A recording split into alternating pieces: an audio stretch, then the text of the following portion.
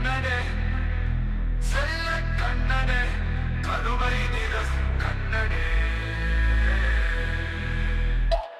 தேவகி பெற்றெடுத்து மைந்தனை கண்ணா மதுராவின் சிறையில் 8வது குழந்தையாக பிறந்த கண்ணா கண்ணா கண்ணனின் தாய்மாமன் அசுரன் கம்சன் அவனிடமிருந்து கண்ணனை காப்பாற்ற வசுதேவர் சிறையில் இருந்தும் யமுனை ஆற்றை கடந்து கோகுலத்தை அடைந்து நந்த கோபர் யசோதை இணையரிடம் ஒப்படைத்தார் கண்ணனை செல்ல கண்ணனே கண்ணனே கருமை நிறம் கண்ணனே கோகுலத்தில் யசோதை செல்லமாக வளர்க்கப்பட்ட கண்ணன்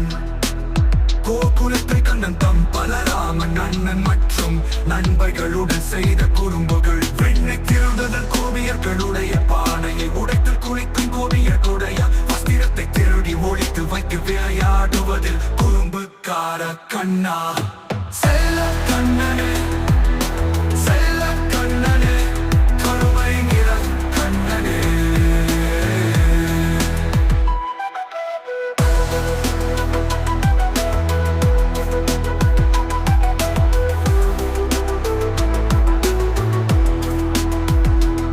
தேவனின் தலைவர் இந்திரனை எதிர்த்து மக்களை காக்க கோவர்த்தன கிரிமலையை தன் சுட்டு விரலால் தூக்கி மக்களை காத்து கண்ணா குலத்தில் இருந்து அசுரன் கம்சனுக்கு போகும் பல நிறுத்தி கோபத்துக்கு ஆளாகி தன் மக்களை கோகுலத்தில் இருந்து பிறந்தாவனம் இடம் பெற வைத்தா கண்ணா செல்ல கண்ணனே செல்ல கண்ணனே கருமை நிற கண்ணனே அசுரன் கம்சனுக்கு கண்ணன் தன் மருமகன் என அறிந்து மதுராவுக்கு அழைத்து தன் மனத்தை தேடிக் கொண்டார் இதுதான் கண்ணனுடைய பால காண்டம் ஓம் நமோ நாராயணாய